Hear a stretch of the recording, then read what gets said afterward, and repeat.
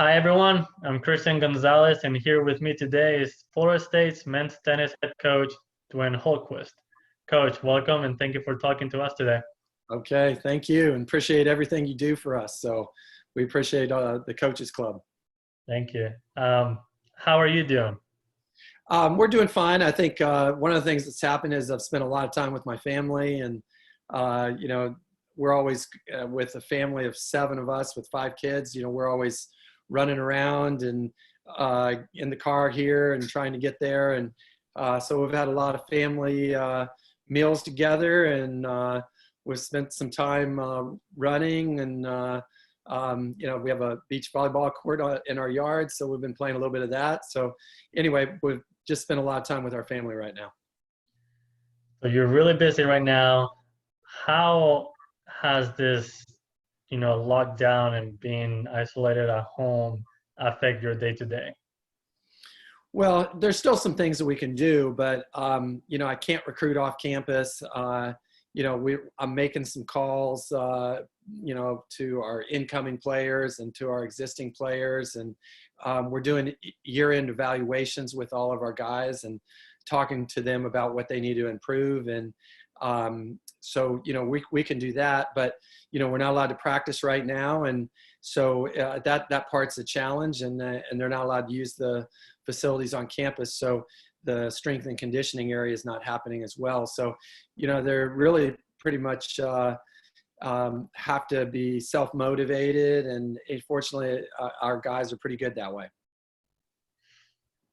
Can you talk through how the season was going before you got suspended and later on canceled, and what were some of the things that you're really proud of the team? I think one of the things that we were 11-4, had been as high as 15 in the country. I was very proud of our home record. We've always been good at home, but we were undefeated at home. We beat Mississippi State, who was 2-time SEC champs. That was certainly a big win for us. We beat a very good Georgia Tech team at home. We had good record. We were 3-1 against the SEC, so I thought we were doing well with that. And I had said about this year's team, that I thought our best was going to be at the end of the year. We had a lot of guys hurt in the fall, and I just really felt like, come April and May, we were going to see the best of this team. So, that's where we were. And Alex Knapp certainly, I thought, played very well for us, as did Rana Bular, who those guys kind of led our team in victories. And we had also a great effort from a freshman of ours, Loris Poroy, who, as a freshman came in and did excellent. So you said, unfortunately, when the team was almost playing its best, the season got canceled. How do you break the news to the team, and what was their reaction?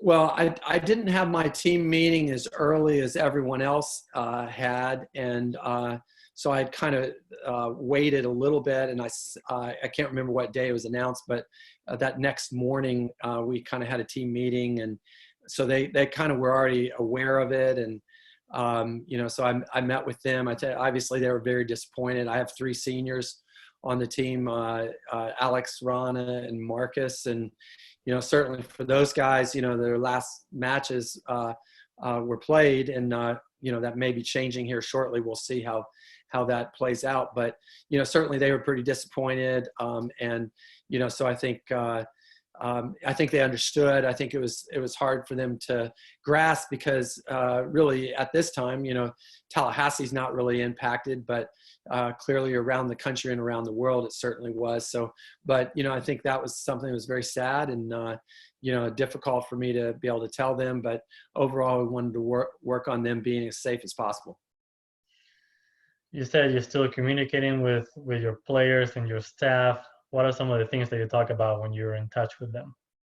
I talk to them about what they can do, and not all of them. Some of them can actually hit, some of them can't, depending on where they are. But I suggest things.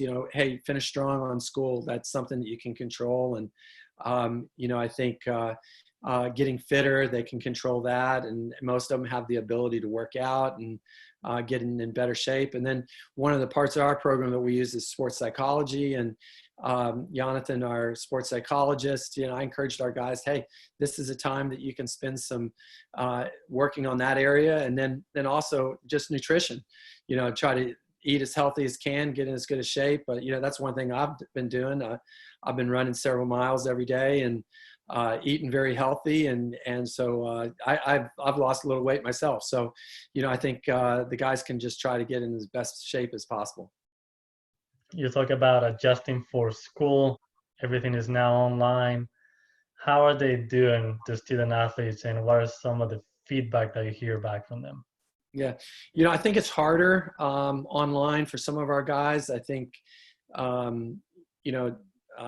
sitting in a lecture or, my daughter's taking online at FSU, and, it's pretty hard to do a science lab online. She has a biology lab, and she commented like, it's really hard to do that kind of thing online. I think some courses are easier than others. And a lot of our tennis athletes have done online schooling before they came here.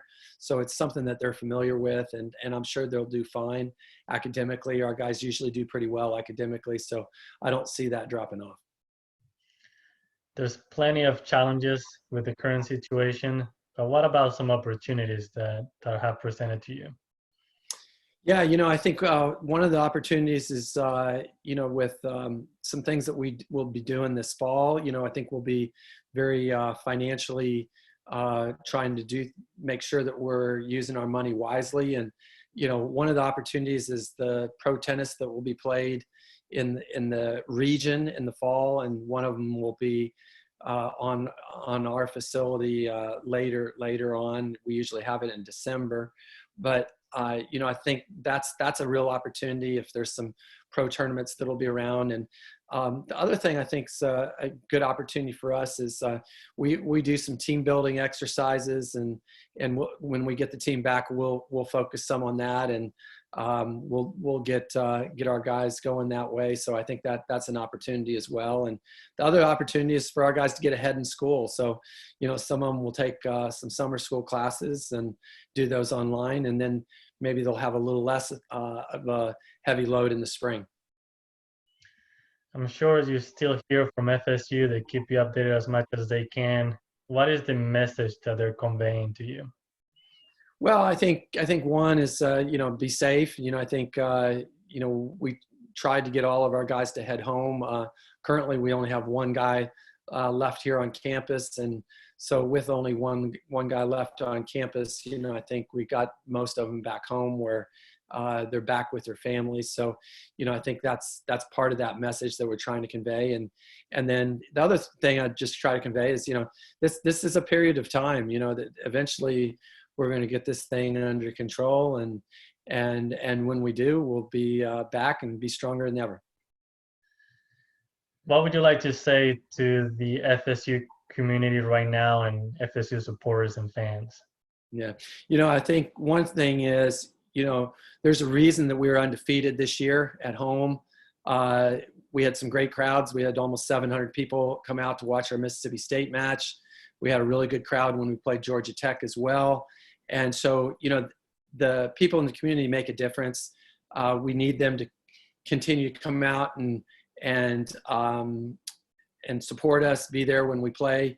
Over the last, I think we're something like 65-11 over the last 4 years at home.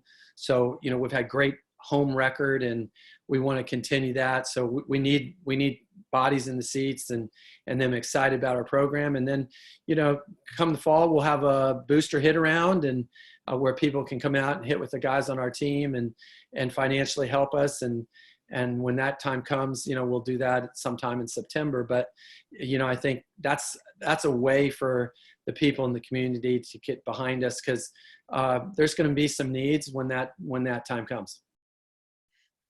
I have a fun question to finish our conversation today. You're at the grocery store and can only have 3 items at checkout. What are they? Yeah. Well, I had to go to the grocery store yesterday. So, I think one of those is pizza. My son likes pizza and goes through pizza rather quickly. He likes the rising crust uh, DiGiorno pizza. So, I think that would be one. And then we buy a lot of fruit. My girls all eat fruit in the morning, and then sometimes we never have enough ice. So bag of ice. Those are the three. Very nice. Coach, thank you so much for your time. I really enjoyed talking to you and can't wait to see you and the team back on the course soon.